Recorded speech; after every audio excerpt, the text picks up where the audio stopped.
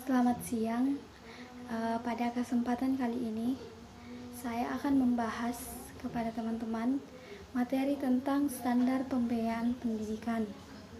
Nah, apa itu standar pembiayaan pendidikan? Nah, di sini dari materi saya hari ini, standar pembiayaan pendidikan itu menurut beberapa ahli. Yang pertama, menurut Indra Bastian. Menurut Indra Bastian, standar pembiayaan pendidikan adalah biaya minimum yang diperlukan sebuah satuan pendidikan agar dapat melaksanakan kegiatan pendidikan selama 1 tahun.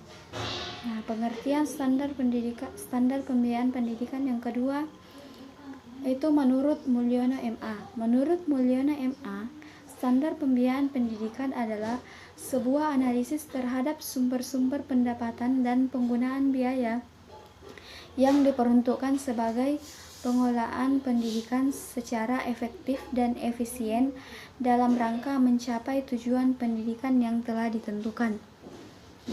Yang ketiga, standar pembiayaan pendidikan menurut Peraturan Pemerintah Nomor 32 Tahun 2013.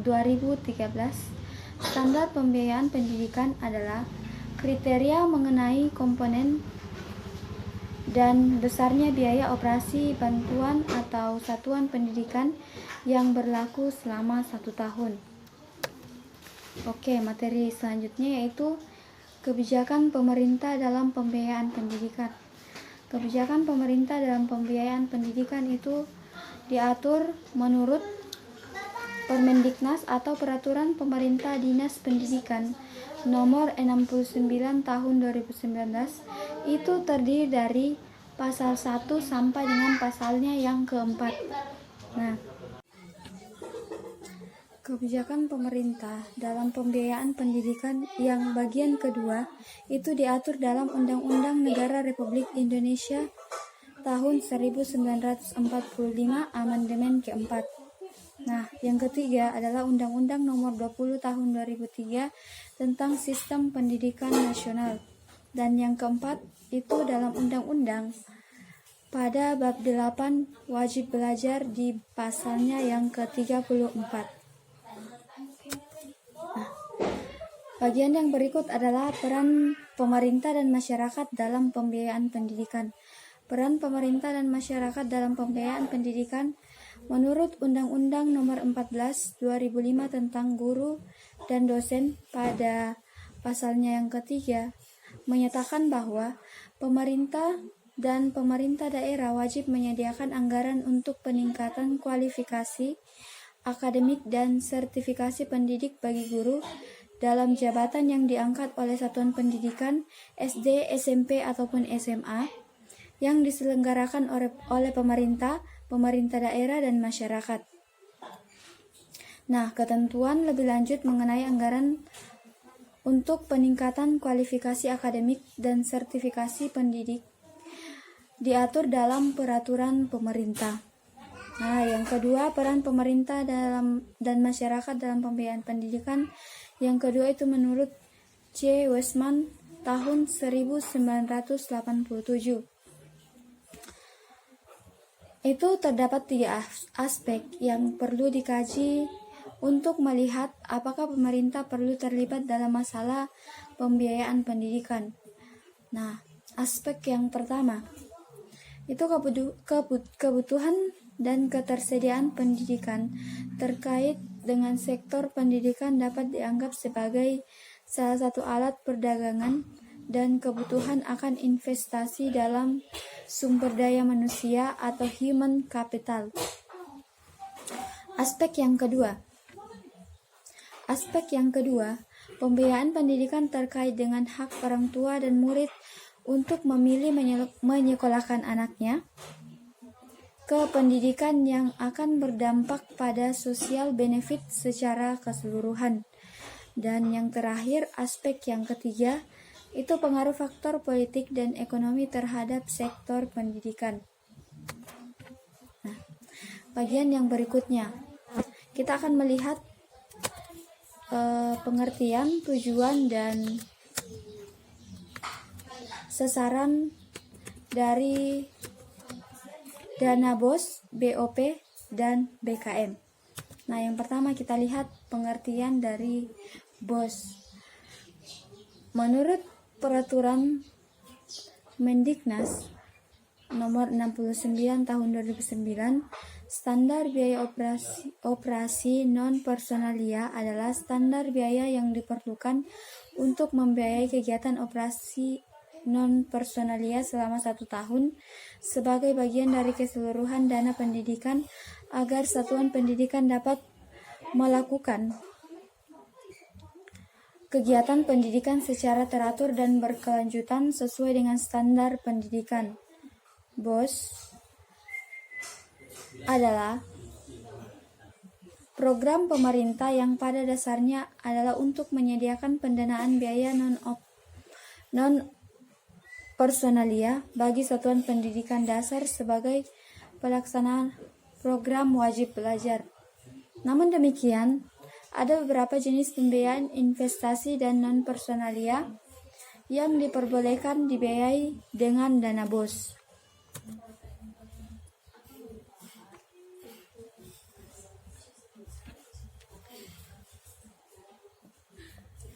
Tujuan bantuan operasional sekolah atau BOS.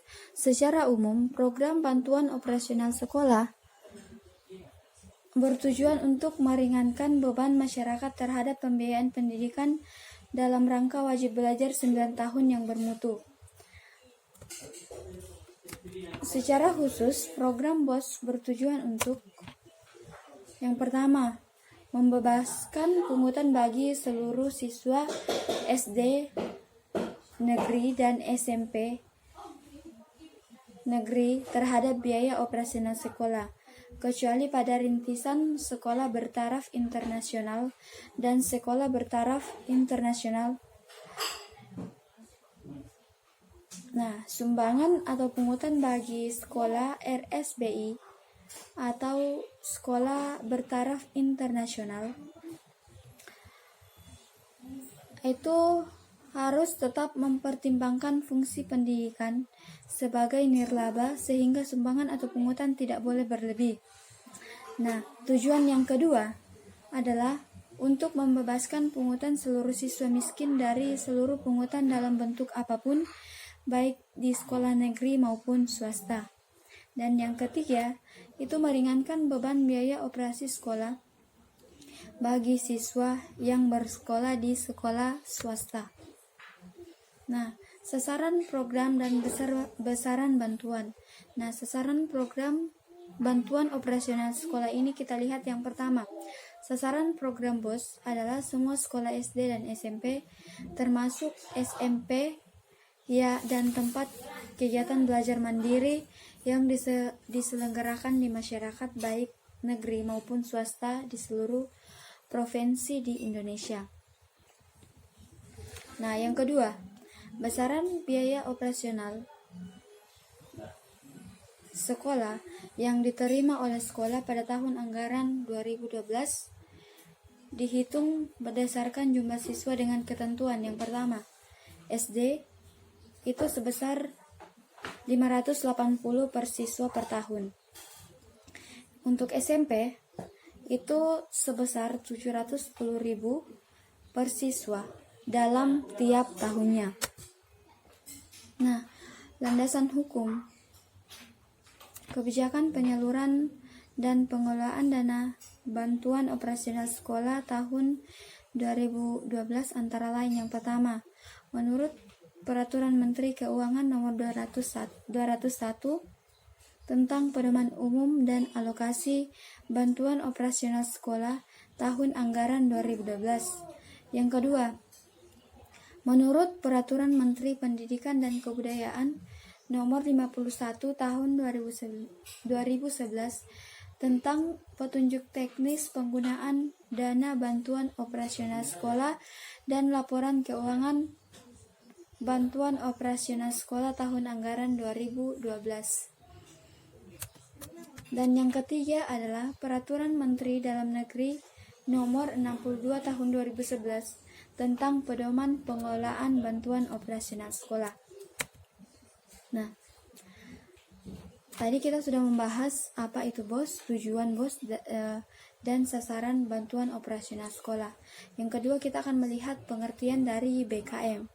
Nah, BKM merupakan bantuan yang diberikan kepada siswa yang kurang mampu secara ekonomi untuk membantu mengatasi kesulitan biaya dalam mengikuti pendidikan di sekolah. Nah, tujuan dari BKM ini yang pertama adalah memberi peluang bagi lulusan SMP atau sederajat dari keluarga yang kurang mampu untuk mengikuti pendidikan di sekolah menengah atau lanjut ke jenjang SMA. Yang kedua, itu mengurangi jumlah siswa putus sekolah akibat permasalahan biaya pendidikan. Dan yang ketiga, meringankan biaya pendidikan siswa yang kurang mampu dalam hal pendidikan. Nah, pemanfaatan dana. Pemanfaatan dana ini digunakan untuk membantu siswa dalam mengikuti pendidikan di sekolah untuk pembiayaan apa saja. Yang pertama, iuran bulanan sekolah atau pembelian perlengkapan belajar siswa dan transportasi siswa ke sekolah. Nah, Badan Hukum Pendidikan. Badan Hukum Pendidikan penyelenggara yang selanjutnya disebut dengan BHP penyelenggara adalah yayasan, perkumpulan atau badan hukum lain sejenis yang telah diselenggarakan pendidikan formal yang diakui sebagai badan hukum pendidikan. Nah, badan hukum pendidikan berfungsi memberikan pelayanan pendidikan formal kepada siswa. Badan hukum pendidikan ini bertujuan memajukan pendidikan nasional dengan menerapkan manajemen berbasis sekolah atau madrasah pada jenjang pendidikan dasar, menengah, dan otonomi perguruan tinggi pada jenjang pendidikan tinggi.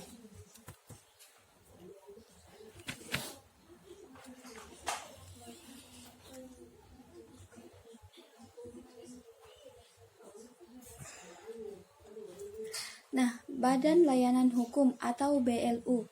Tujuan dari Badan Layanan Hukum atau BLU ini yaitu yang pertama, dapat dilakukan peningkatan pelayanan instansi pemerintah kepada masyarakat dalam rangka memajukan kesejahteraan umum dan mencerdaskan kehidupan bangsa. Yang kedua, instansi pemerintah dapat memperoleh fleksibilitas dalam pengelolaan keuangan berdasarkan prinsip ekonomi dan produktivitas dengan menerapkan praktik bisnis yang sehat. Dan yang ketiga, tujuan yang ketiga atau yang terakhir, dapat dilakukan pengamatan atas aset negara yang dikelola oleh instansi terkait. Nah, cukup sekian untuk presentasi hari ini dari materi tentang standar pembiayaan pendidikan. Terima kasih.